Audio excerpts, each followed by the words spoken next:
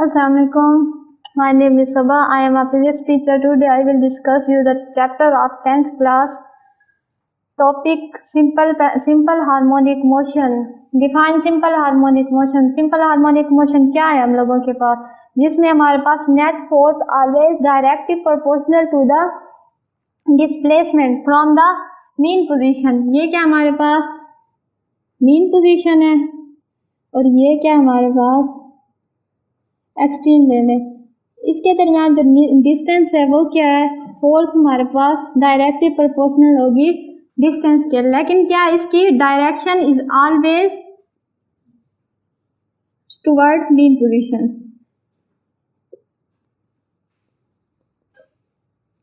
Mean position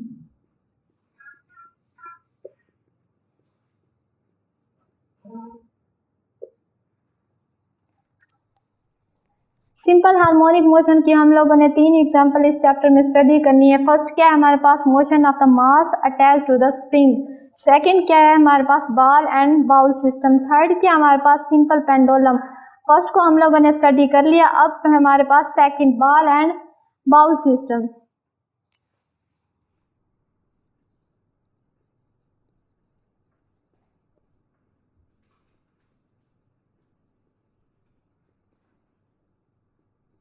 ball and bowl system में हमने क्या करना है, एक हमने बाउल लेना है, उसके अंदर हमने एक बॉल को प्लेस करना है। जब बॉल हम अपनी मीन पोजीशन पे होगा तो क्या होगा, उस पर कोई फोर्स एक्ट नहीं करेगी, वो अपनी रेस्ट की हालत या फिर हम कह सकते हैं इक्विलिब्रियम की हालत में होगा। तो हमारे पास क्या है, मीन पोजीशन पे कौन कौन से हमारे पास,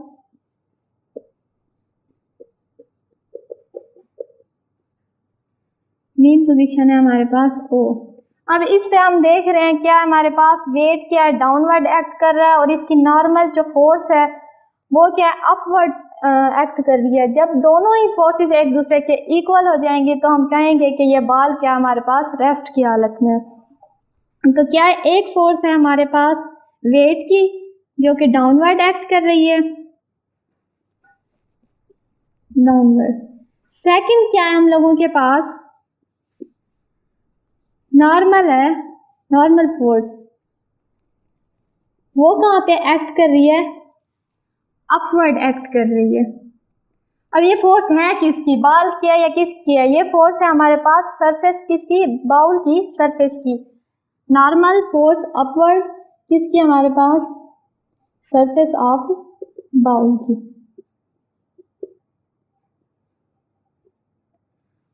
अब यहाँ पे क्या है, वो कोई उस पर कोई एक्सटर्नल फोर्स एक्ट नहीं कर रही, तो हम क्या कहेंगे, फोर्स क्या है हमारे पास यहाँ पे, 0।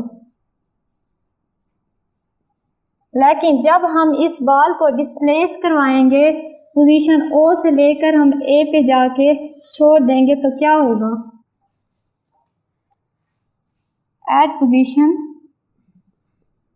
A। पोजीशन A पे क्या होगा हमारे पास, हमने नेट फोर्स अप्लाई की। यहाँ पे नेट फोर्स हम लोग जब यहाँ पे अप्लाई करेंगे, इसे यहाँ से लेकर यहाँ पर हम छोड़ देंगे, तो यहाँ पे क्या होगा हमारे पास, उसने डिस्टेंस कवर किया, उसमें क्या है हमारे पास एक फोर्स स्टोर हो जाएगी, जिस फोर्स की वजह से वो यहाँ पे रुकेगा नहीं, दोबारा मीन पोजीशन की तरफ आने की कोशिश करेगा। अब क्या है हम लोगों के पास, यहाँ से जब हमने यहाँ पर बॉल को प्लेस करवाया तो हमारे पास स्पीड क्या हो गई, मिनिमम हो गई,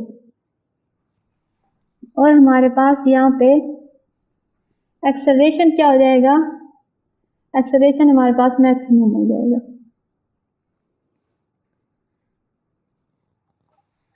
अब रिस्टोरिंग फोर्स और इनर्शिया की वजह से क्या है, वो यहाँ पे नहीं स्टे करेगा, वो दोबारा क्या है, पोजीशन A की तरफ आ जाएगा।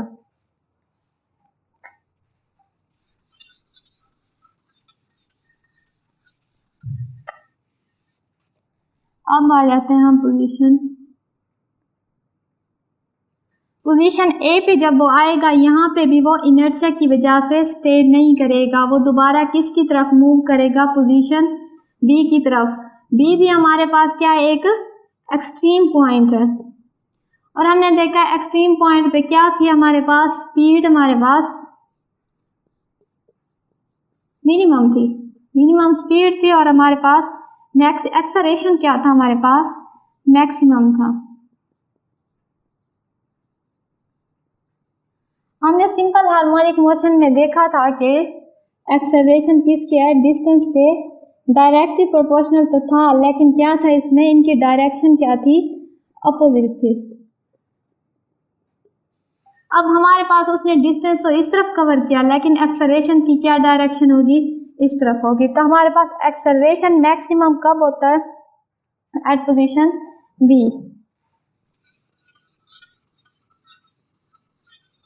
अब ये क्या है, बाल अपनी मोशन को या तो इस ए पोजीशन की तरफ और बी पोजीशन के दरमियान कंटिन्यूसली रिपीट करती रहेगी। इस रेपिटेशन की वजह से हम क्या कहेंगे, बाल हमारे पास to and fro motion show करवा रही है। और टू एंड फ्रो मोशन को हम क्या कहते हैं, ऑसिलेटरी या फिर वाइब्रेटरी मोशन। और हमेशा वाइब्रेटरी या फिर ऑसिलेटरी मोशन वाले जो बॉडीज होते हैं वही हमारे पास सिंपल हार्मोनिक मोशन शो करवाते हैं। Thank you.